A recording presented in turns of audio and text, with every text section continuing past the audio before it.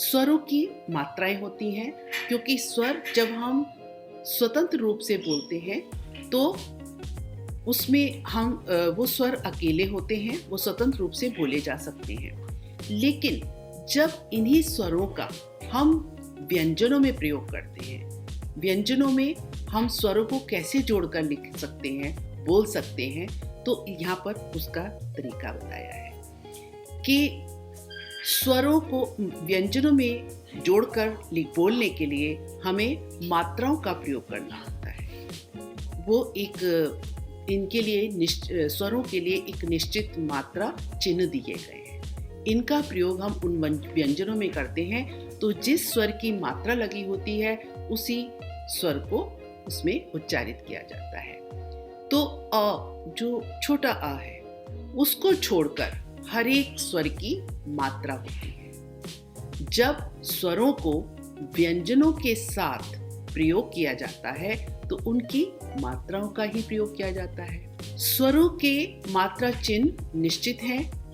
इन चिन्हों का प्रयोग व्यंजनों के साथ किया जाता है। व्यंजन स्वयं में आधे होते हैं। इनके साथ स्वर लगने से ये पूर्ण होते हैं। तो जब हम वर्णमाला सीखते हैं, वर्ण जैसे मैंने शुरू में बताया था कि वर्ण सबसे छोटी ध्वनि है, तो व्यंजन जो है उसमें अगर हम पूरा व्यंजन लिखेंगे या बोलेंगे तो इसका मतलब उसमें अ स्वर जोड़ दिया है। लेकिन क्योंकि वर्ण तो सबसे छोटी ध्वनि है तो उसमें किसी और वर्ण को हम जोड़ ही नहीं सकते, तो वर्णमाला में वही होता है कि वर्ण जो व्यंजन, स्वर तो ऐसे ही लिखे जाते हैं लेकिन व्यंजन जो है उसके नीचे हलंत लगाया जाता है, अर्थात वो वर्ण आधा है, वो वर्ण है, स्वर नहीं, अक्षर पूरा अक्षर नहीं है, वो वर्ण है, उसमें हलंत लगा है क्योंकि उसमें कोई स्वर नहीं जुड़ा है। तो इनका उच्चारण स्वरों की सहायता से ही किया जाता है। ठीक है, व्यंजनों का उच्चारण हम बिना स्वर की सहायता के नहीं कर पाते हैं। उनका उच्चारण करने के लिए हमें स्वरों की सहायता लेनी पड़ती है। इनके साथ स्वर मात्राओं के रूप में प्रयुक्त होते हैं। व्यंजनों में स्वरों का प्रयोग अनिवार्य है, लेकिन र व्यंजन ऐसा व्यंजन है जिसमें ऊ की मात्रा, ऊ या ऊ की मात्रा जो होती है वो नीचे नहीं लगाई जाती। जैसे कि आपको पहले बताया कि मात्राएं, अभी आगे भी बताऊंगी कि मात्राओं का कहाँ प्रयोग होता है। ऊ और ऊ की मात्रा सभी व्यंजनों में उसके नीचे लगाई जाती है, अर्थात उसके पैर में लगाई जाती है। लेकिन एक र व्यंजन ऐसा है जिसमें ऊ और ऊ की मात्राएं र के नीचे नहीं लगाई जाती बल्कि उसके सामने लगाई जाती है। जैसे र में छोटे ऊ की मात्रा लगानी है तो र में हम इस तरह से मात्रा लगाएंगे, र के सामने। और जब छोटे ऊ की मात्रा लगती है, ये ध्यान देने योग्य बात है कि जब छोटे ऊ की मात्रा लगती है तो आप देखिए वो मात्रा राइट टू लेफ्ट जा रही है, अंदर की तरफ को जा रही है, र के अंदर की तरफ को जा रही है। और इसी तरह से जब र में बड़े ऊ की मात्रा लगाई जाती है तो ये लेफ्ट टू राइट जाती है। ठीक है, अब बाएं से दाएं की तरफ को जाती है, बाहर की तरफ को निकलती है, नीचे की तरफ जाती है, तो ये बड़े ऊ की मात्रा है। तो र में छोटे ऊ की मात्रा लगने से रू, र में बड़े ऊ की मात्रा लगने से रू, अर्थात र प्लस ऊ रू, र प्लस ऊ रू। तो इस तरह से इसका उच्चारण किया जाता है और इस तरह से र में ऊ की मात्रा का प्रयोग किया जाता है।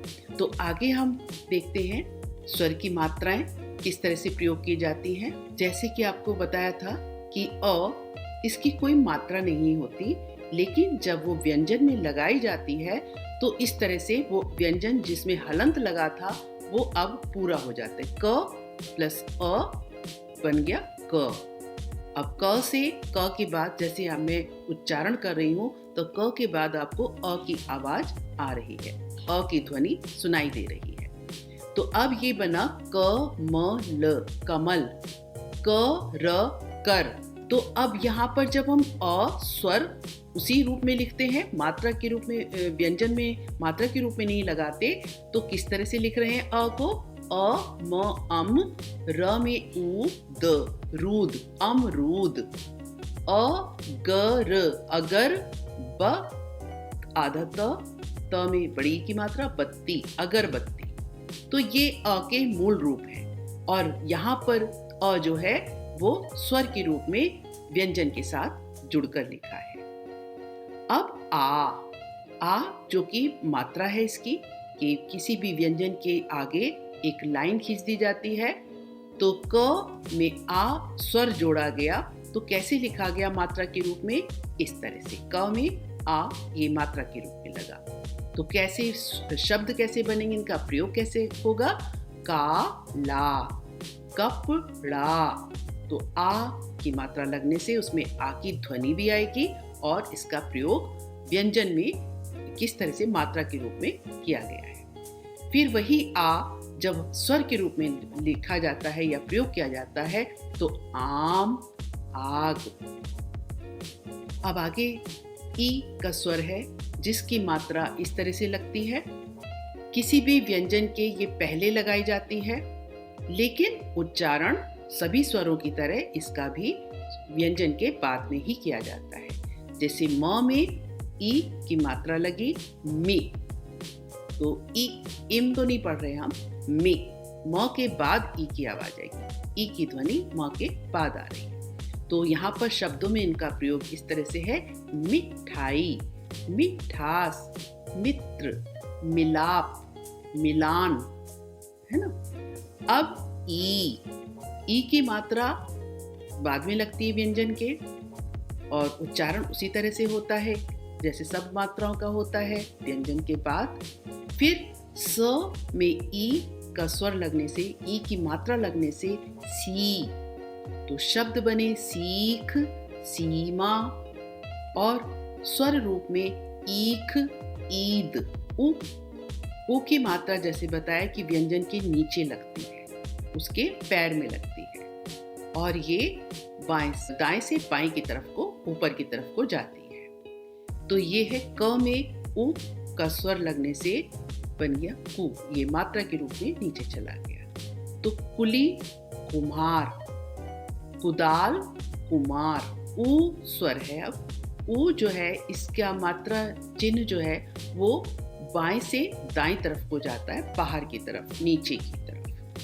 तो ऊ, च में ऊ, चू, चूना, चूरमा, यहाँ स्वर के रूप में प्रयोग हुआ है, तो ऊन, ऊंट। अब री की मात्रा इस तरह से लगती है, ये भी नीचे ही लगती है पैर में। तो क में री का स्वर लगने से ये इसकी मात्रा चिन्ह के रूप में क के नीचे ये आ गया है। तो इससे शब्द बने हैं कृषि, कृष्ण, और यही री जब स्वर के रूप में अलग से लिखा जाता है या बोला जाता है तो ऋषि, ऋण, इस तरह से इनका प्रयोग होता है। अब है ए में ये ऊपर शिरो रेखा के ऊपर एक मात्रा लगती है। तो जैसे है ट में ए, टे, ठ में ए, ठे, ठेला, ठेस। स्वर के रूप में ए, डी, एकता। फिर ए, इसमें शिरो रेखा के ऊपर दो मात्राएं लगती हैं। तो म, ए, मैं, मैला, मैच। स्वर के रूप में अलग से जब बोला या लिखा जाता है तो ऐनक, ऐरावत। फिर ओ, इसमें आ की तरह एक लाइन भी होगी व्यंजन के बाद और शिरो रेखा के ऊपर ए की तरह भी मात्रा होगी, तो इसको हम ओ उच्चारित करते हैं। तो क में ओ का स्वर लगने से ये मात्रा के रूप में लग गया को, कोयल, कोमल, कोमल, कोरा। इस तरह से इसका प्रयोग होता है। अब आगे आओ में भी ओ की तरह ही मात्रा लगी है, लेकिन इसमें ऊपर दो मात्राएं लगी हैं। और क में औ का स्वर जुड़ जाने से ये यहाँ पर मात्रा के रूप में लग जाने पर क व्यंजन क में औ मात्रा के रूप में लग गया काओ। तो कौन, कौतूहल, औरत, औकात, इस तरह इसका इनका उच्चारण किया जाता है।